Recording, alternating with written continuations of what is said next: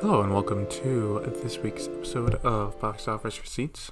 I'm your host Tyler Callahan, and there is a lot of news happening. It's just been a busy last month, and it keeps going. But first, as always, we got those numbers to talk about.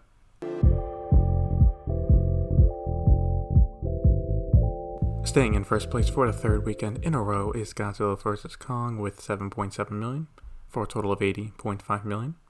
In second place is Nobody with 2.5 million, for a total of 19 million. In third place is The Unholy with 2 million, for a total of 9.5 million.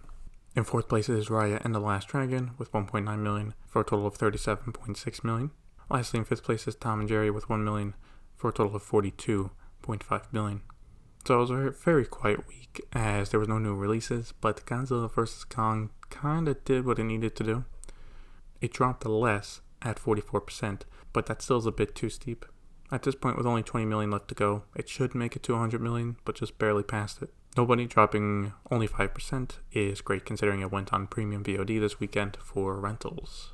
Now for the upcoming weekend, we actually have a very interesting one with the next wide release, Mortal Kombat, and it may fall victim to Demon Slayer. That's right, it's now a possibility. Thanks to Charlie Jatinder on Twitter, who mentioned that the pre-sales for Demon Slayer are already at 6 million for the opening weekend and could be on track for a 15 to 20 million opening weekend. If it does these numbers, then it's real close. But there are a few questions. First, we need to see how many theaters it actually opens in, and will theaters seeing strong demand add more shows? Also, other anime movies have had strong starts thanks to fans, then drop it dramatically. For this to happen, it needs to be solid for the entire weekend. But yeah, Demon Slayer is not done.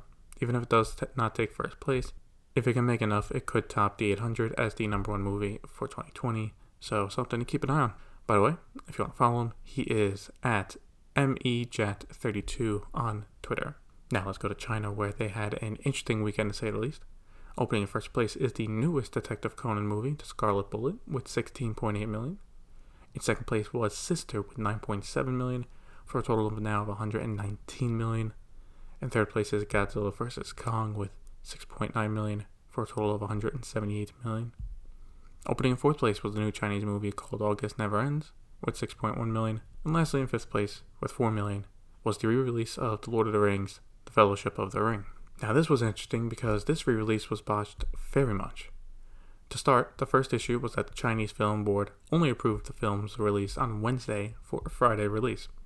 This meant theaters across the country had less than 48 hours to schedule show times and get their copies of the movies. Turns out, a lot of them did not get them until late Friday or sometimes Saturday, including for IMAX. Because of this, they had to cancel some of the showings, leaving fans upset. It got to the point where, on Chinese social media, some theater chains had to post saying when they got their hard copy of the film and that customers could buy tickets again. As of now, The Two Towers is still set for a release on the 23rd. However, as of this recording, I do not know if it has been approved to be shown or not. Also have to wonder if they will extend the first movie's run by a few days to give fans more chances to see it. Looking at some worldwide numbers, Godzilla vs. Kong is now at 390 million. It has now passed the worldwide total of Godzilla King of the Monsters. Between Japan and China, Detective Conan Scarlet Bullet opened to 37 million worldwide. Leading up to its domestic release, Mortal Kombat is now at 19.2 million worldwide. I gotta say right now, it's not looking too hot for this movie, but we'll see. Tom and Jerry has passed 100 million, with it at 105.4 million, and Raya and the Last Dragon is just right under it at 99.7 million worldwide. For release dates, we did get confirmation about F9 in China, and Universal has decided to release it early, coming out on May 21st. This is to avoid the movie that'll be coming out in early July for the 100th anniversary of the Chinese Communist Party. Deadline is also reporting, besides China and Korea, other areas like Russia, Vietnam, Singapore, and the Middle East will also get an early release. I think this was the only move Universal had in playing it early. Besides the last few Fast movies, China and the Asia territory as a whole is the bigger market for them. Since F7, that's been the case. Another movie announced and set for a release date is Downton Abbey 2. It was announced this week and will come out this Christmas. While I am surprised about the quick turnaround, a sequel does make sense. The first movie did really well, so as long as they keep the budget in check, this should be easy profit. For theaters reopening, Governor Cuomo announced that theaters in New York can increase capacity from 25% to 33%, starting on April 26th. Having now fallen behind on California on increasing capacity, the New York chapter of the National Association of Theater Owners is asking Cuomo to increase it to 50% by Memorial Day and 75% by the 4th of July. I think for New York, those are very reasonable demands from NATO, I guess, as indoor dining can be as much as 75% now, so why can't theaters be 50% where you are eating and talking less? But as with most things in New York, it's up to whenever Cuomo wants to do it. Now let's talk about the new movies in development, and we start with Disney. Deadline has the exclusive on this, and looks like the run of Disney villains as the star of their own movies will continue with a live-action movie based on Cinderella's evil stepsisters. No, I'm not kidding. As for who has signed up so far, well, just the script writers, which are Christian Ruig and Eddie Molmo. The writing pair recently wrote Barb and Star Go to Vista Del Mar, which came out a few months ago. As of now, there is no plans for the duo to star in the film, and if they do so, it would not be as the stepsisters, as they are looking for younger stars to play these roles. Since that is the only news for the film, I expect this to be 2 to 3 years out at least, assuming it does come out. But what do I think of this? I mean, the only ones we have to go on so far are Maleficent, but they were able to make those work. I feel Cruella will give us a better idea of where this could go, because how can you make a person that eventually wants to skin dogs to make a coat likable? Or watchable, I guess. You can even say that. Like if I remember right, the stepsisters had no redeeming qualities, so it would be hard to make us root for them. Or who knows, maybe like Cruella, it seems like they're trying to make films like Joker, but just more kid-friendly. Also for Disney and Marvel, they have now started promoting Shang-Chi with a poster, shots from the movie, and a teaser trailer. So far from what I've seen, it looks good, still set for a September release, and no mention of premiere access yet. Finally, for Disney, or more specifically Lucasfilm, we got some casting announcements for Indiana Jones 5. Both Phoebe Waller-Bridge and Mads Mikkelsen have joined the movie in what looks to be lead roles, though as protagonists or antagonists remain to be seen.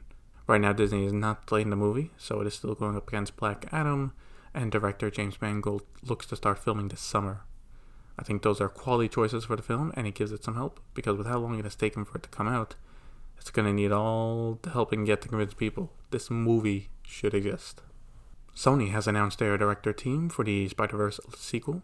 That's right, I said team because it does include 3 directors. That includes Kemp Powers, Justin K. Thompson, and Joaquim Dos Santos. Phil Lloyd and Chris Miller are still involved with the project, as they are writing the screenplay with David Callahan and are producers as well. My only concern about this is with 3 directors, is it not a too many cooks in the kitchen kind of thing? I mean, I don't know how animated films are directed. And it is not uncommon these days, I've noticed, to have a directing pair for animated movies. So why not 3? I think as long as the script is still great, the movie will be great, and Sony knows that. Universal announced a questionable movie choice this week, and that is the live-action film based on the classic game Rock'em Sock'em Robots, starring Vin Diesel. Universal will work with Mattel Films, as well as Vin Diesel's own production company, One Race Films. The movie is about a father and son who form a bond with an advanced war machine, aka real steel, kinda. No release date announced with it, but Deadline did mention that Ryan Engel has already written the screenplay, so this may be further along than we thought. So yeah, this looks to be real. I mean, if the budget on this is tight, it could work, maybe. Also, another thing to worry about is the design for the robots themselves. The colors for them are iconic. And finally, for Warner Brothers, the next Mad Max movie, focused on Furiosa, has received financial incentives from the Australian government. What this means is that the movie will film in the country, and it's expected to be the biggest film filmed in the country ever. As for when they start filming, it's supposed to start this June, and it's still set to come out 2 years later on June 23rd, 2023.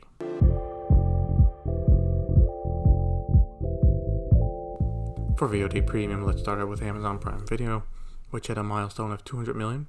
It's important to point out that this is because Amazon Prime has hit 200 million subscribers, of which Prime Video is included.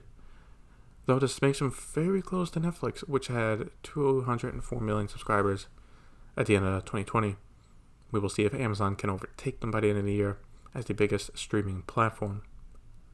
We got an update to not HBO Max, but HBO Go in the Philippines. Since theaters are not reopening yet, Warner Media will make Wonder Woman 1984 and Tom and Jerry available on HBO Go at no extra cost. For Wonder Woman, it will be available on April 21st and Tom and Jerry on June 4th. I don't have much to add here, but if you do live in the Philippines, there you go. Now let's get to the final story of the episode, and that is Sony double dipping. That's right, we thought Sony was done in the streaming wars after partnering with Netflix last week. But nope, they have also decided to partner with Disney Plus as well. Sony and Disney have reached a 4-year agreement from 2022 to 2026 for their movies to eventually end up on either Disney Plus or Hulu. I say eventually because Disney has bought the rights to the movies after they are done on Netflix. Also, like Netflix, category titles are part of the agreement, so older Spider-Man movies, Jumanji and the like are now included. So how does the release strategy play out now? Not sure about catalog titles, but for new movies starting in 2022, this is how it will go. Sony releases a movie in theaters for its theatrical run. After that, it leaves theaters and goes on VOD and Blu-ray. After that, it will then go to Netflix for a period of time. Then after it's done on Netflix, it will leave that service and end up on either Hulu or Disney+. So yeah, you'll get the new Sony movies on Disney's streaming platform, but it's going to take a while. For both Sony and Disney, this is a good move.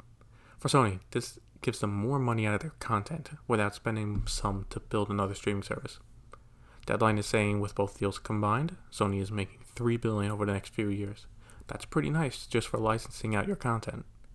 For Disney, this helps them in 2 ways. First, after this deal, the only Marvel movies that would not be on Disney Plus are the Hulk movies from Universal, so it's an almost complete collection. Also for Hulu, this can bolster their film library. Disney is also allowed to air some of these movies on FX Network and Freeform, so for more of their traditional mediums, they get more content as well. Also, I should mention for Sony, they're probably not done yet making deals, as apparently this deal is only for US customers, just like the Netflix one. So we'll have to wait and see for Sony on if they make a deal with another partner international, or they could just build upon this deal with both companies and add more countries. But yeah, overall, Sony being real smart about this, and unlike Paramount Plus or Peacock, they don't have to worry about building a platform.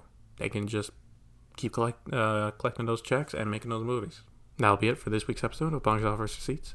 Question for the episode is, would you go see the Rock'em Sock'em Robots movie? Let me know on Facebook. Link to the page is in the show notes. Thank you for listening. See you next time.